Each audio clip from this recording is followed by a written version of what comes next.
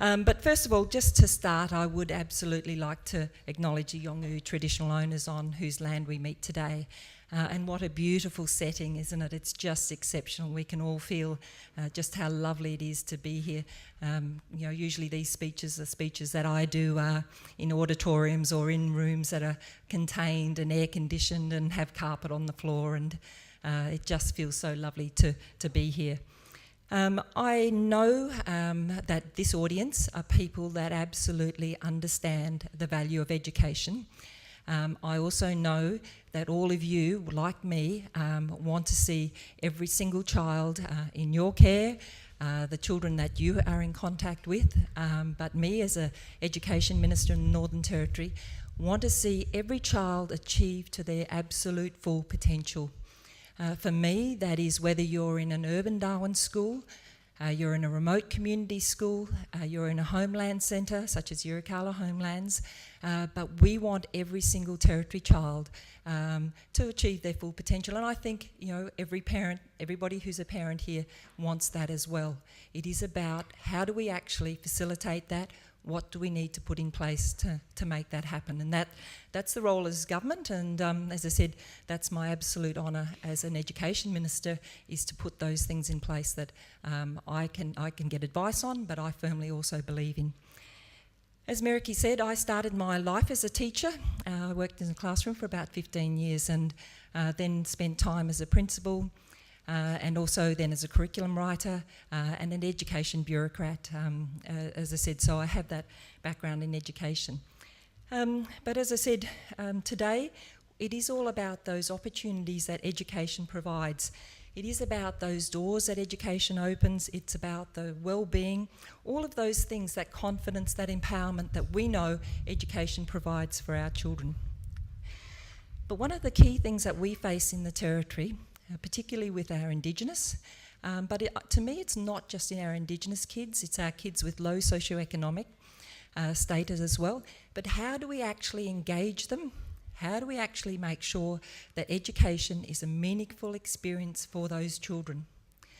So some of you who may work in areas of low socioeconomic status elsewhere in Australia, I think you'd encounter some of the same issues as we do here. But it is about that engagement. You can get the kids to school. How do we actually make sure they're achieving their potential? So we face those issues around attendance. And we've tried, and we work with the Australian government, we've tried many things. We've tried punitive measures. We've tried withholding welfare. We've tried lots of things, including lots of positives, I must say, incentives to get kids to school. But that's one of the greatest challenges we face in education. And listening to June Oscar this morning, it was lovely to hear her talking about engagement as well. So for me, I want to move away from just that line around attendance and getting kids to school, because it's about then how do you actually engage those children? How do we actually provide meaningful education? And I'll talk more about that when we talk about our Indigenous language and culture and our directions in that way. But it is about that engagement of our students. So for those that don't know, Arnhem Land has 4,111 students enrolled in our schools. So one of the issues in the Territory is our numbers are very small. So across the Territory, our student numbers in our government schools are about 32,000. It is small numbers that we actually deal with in the Territory. We only have about 4,000 staff in education. I think New South Wales have 45,000 teachers. It's meant more teachers than we have students in the Territory. So we have a small system, which to me is a positive, because it means we can be agile. It means when we're looking at implementing new ideas, but we can actually move through and be very thorough about what we need to do. But it has been beautiful this morning to see the students joining us, and there are some students here today as well in this session, to be able to see the kids out here today, kids from across Australia, I think is an amazing thing. They are our future leaders. So it's all very well, us older people to be here and enjoying the wonderful atmosphere, but it is also about that learning for those younger people. Department of Education has a very strong relationship with the Other Yindi Foundation, and I'll talk a little bit later about the foundational learning program that we're looking to support. But I do acknowledge Peter Solly and the people from the Other Yindi Foundation who are here, and thank them for the work that you've done to bring this forum together.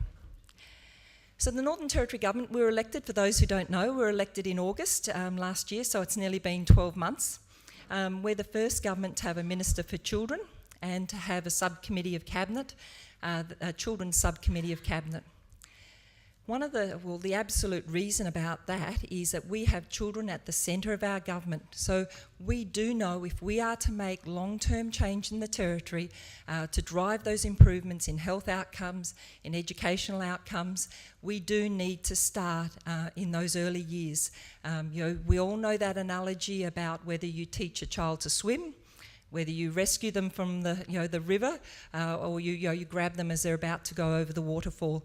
Our government is firmly believed that we need to actually spend our time, spend a large amount of our energy in those early years teaching kids to swim, so it's about that preventative area.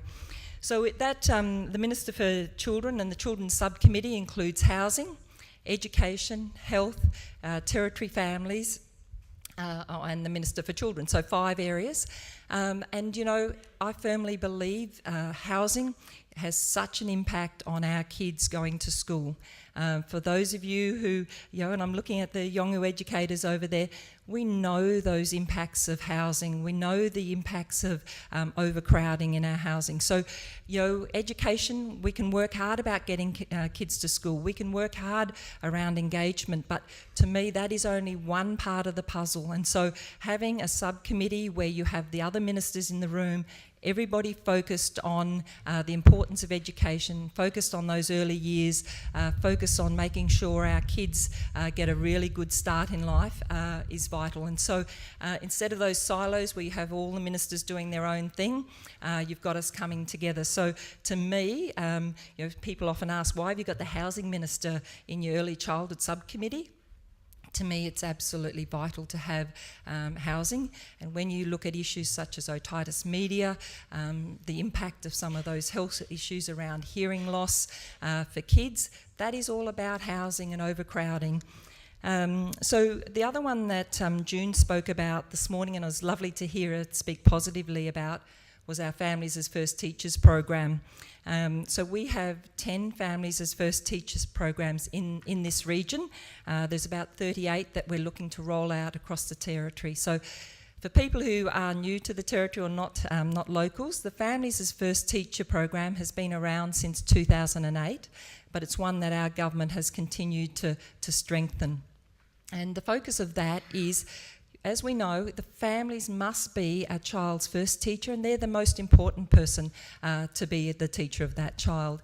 So Families as First Teachers works with the children in that 0 to 4 age group, 0 to 3, starting them then into preschool. And it is about increasing literacy and numeracy. It is about all those positive engagements.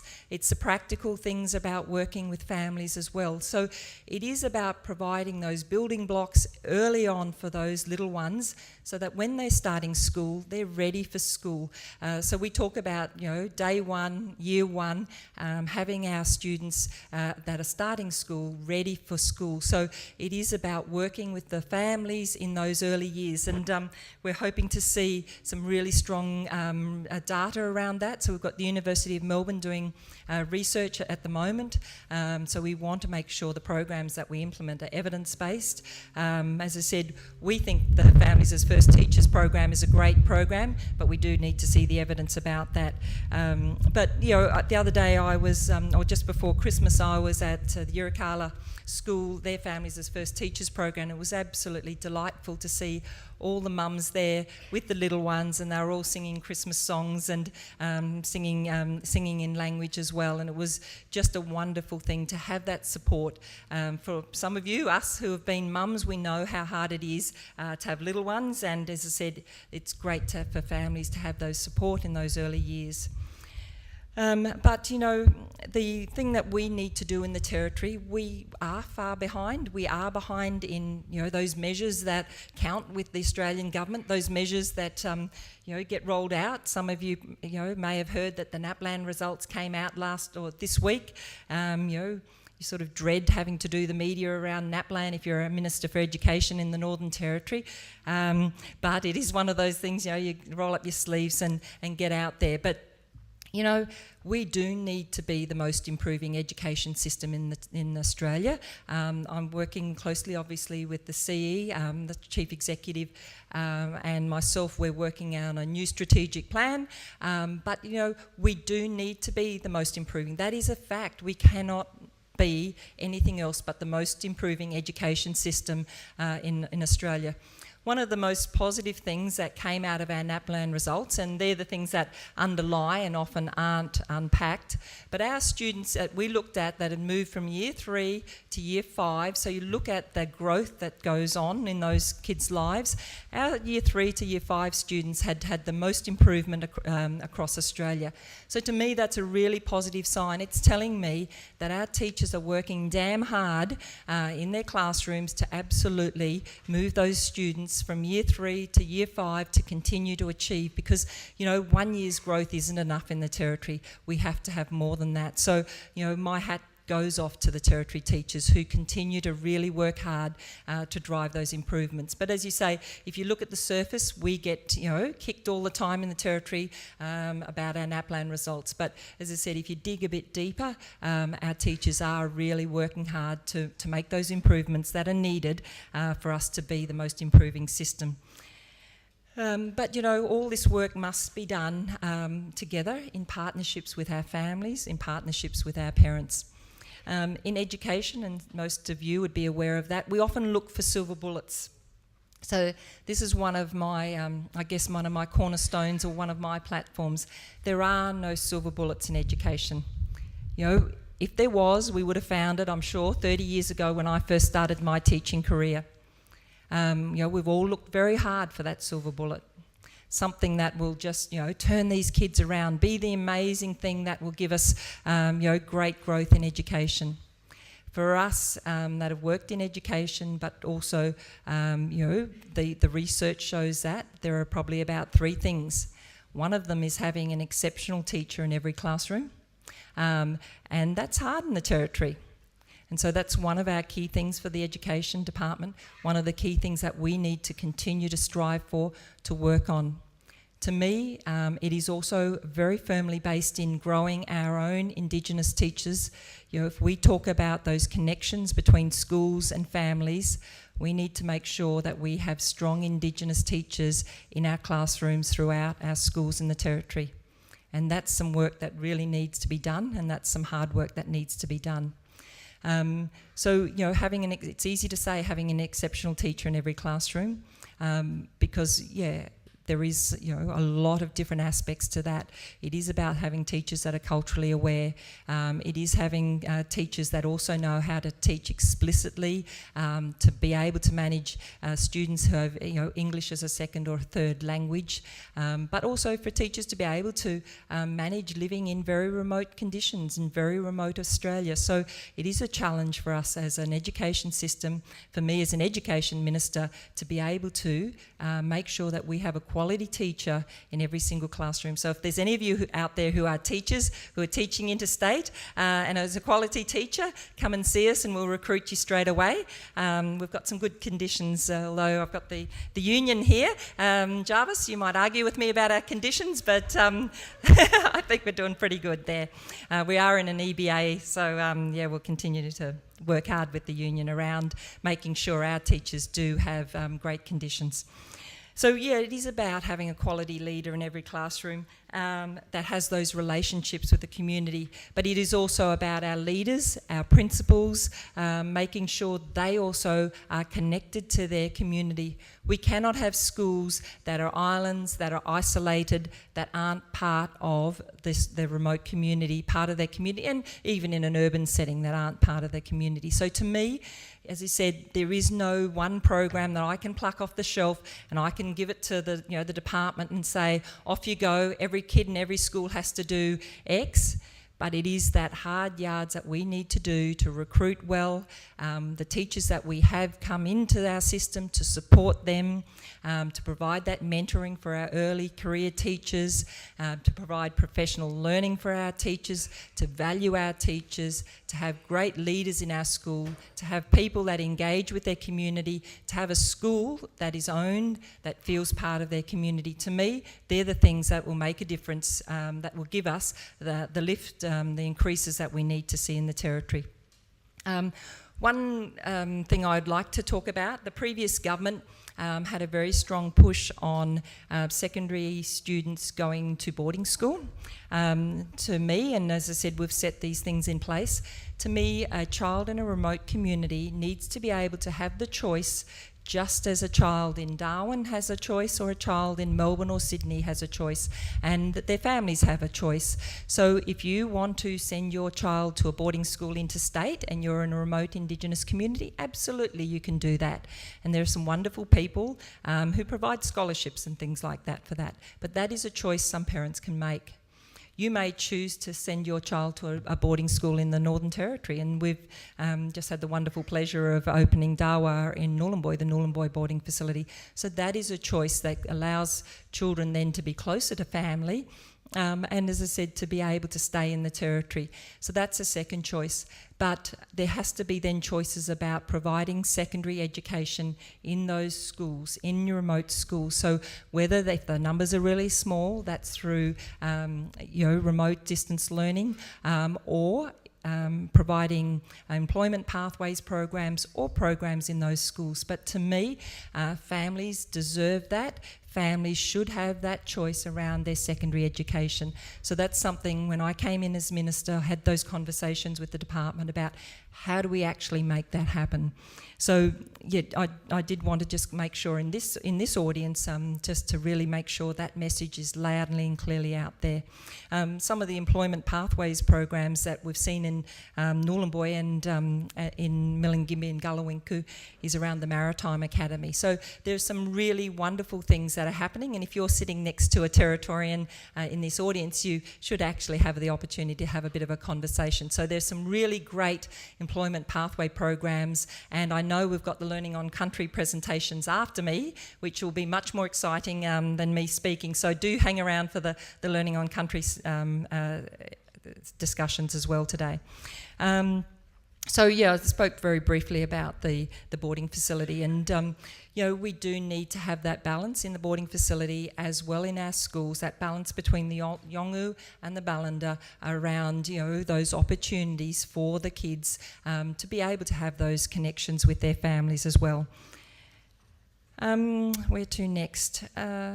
So actually I should probably, one of the, as I said, the reasons for being here today is to talk about the foundational learning. So when we talk about those opportunities for students, one of the things we do face in the Territory, and I think interstate as well, there are a large number of students, often our adolescents, who are disengaged from education. That is the reality. They vote with their feet, don't come to school, or when they come to school they're disruptive. They might end up being suspended, they might end up, as I said, causing disruptions in class. And so we're looking at some really good programs across the Northern Territory in our regional centres as well, in Katherine, in Tennant Creek, in my electorate of Palmerston, where we can look at programs, have things that re-engage students, and I've been working with Peter Solly around, and the Yothi Indy Foundation around these sorts of programs where you can provide learning on country, learning away and out of the school setting, provide a really rich program, provide things that are in language, but then also underpinned by learning literacy and numeracy, which we know the kids still need to be able to have if they are to go into a job. So it is about looking at things differently. Not all kids, as we know, fit into the 4 square walls of a classroom, and we do, and I think it's a fact across Australia, there are students that aren't engaged in our schooling system. So how do we actually cater for them in a very different way? And so, as I said, very pleased to be able to look at supporting the foundational learning for the Yothi Indi Foundation here around that.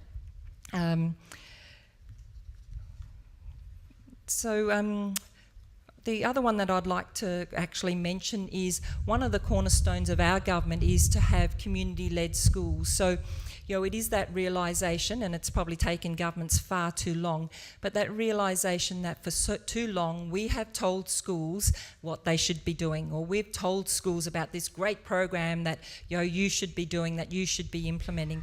So this government is working towards greater say for individual schools around where they want to go, around curriculum, around the recruitment of teachers, and so it is a 10-year plan around schools having more autonomy, around schools having those options around the programs that they deliver. So one of the key ones is around obviously Indigenous language and culture. So in the Territory we have 7 quite formal bilinguals, or we have 9 bilingual schools. There's about 7 programs operating at the moment. But schools need to be able to have those choices around the programs that they deliver in their schools.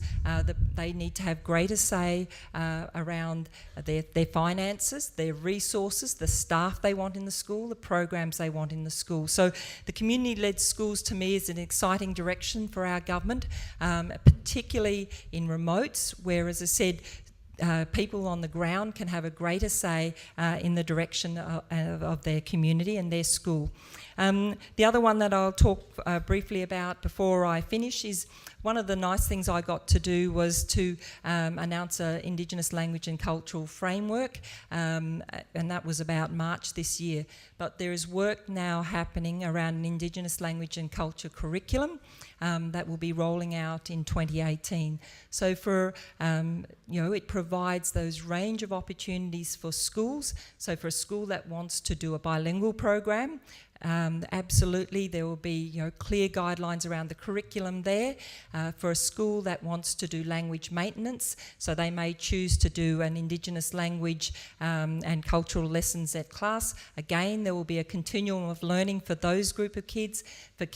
For schools who want to revitalise their language, which may mean more language lessons in class. Again, there will be clear pathways, a clear learning curriculum for those. And then the other side of the coin is a Darwin urban school who may choose to use an Indigenous or do an Indigenous language instead of doing Indonesian or French or another language. So that's an exciting thing into the future, as I said, and we're looking to roll that out in the next early in 2018. So it's about schools having a greater understanding, or our kids having a greater understanding if you're in an urban setting around Indigenous languages and culture, but also if you're in a school where Indigenous language is just part of what you do every day, there will be a really clear language curriculum around that.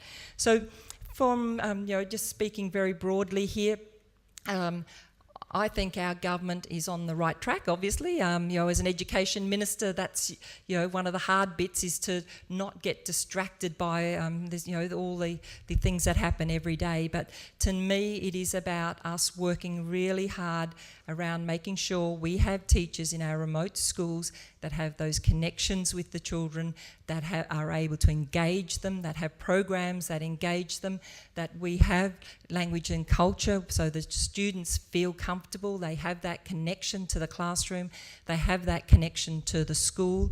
By having principals that have, in their leadership, they have that connection to the community, that they welcome families into the school, that families feel that that school is their school, that it is their part of their community, that we can, those students that are disengaged, because it's all very well us talking about working on those early childhood and the kids that are coming into our system, but we can't forget those children who have been in our system that, we may not have been succeeding with. We do need to be able to put things in place for them, to give them those opportunities into their either further education, into employment, but into rich lives. So It is a big job being Minister for Education, but it is one that I'm absolutely passionate about.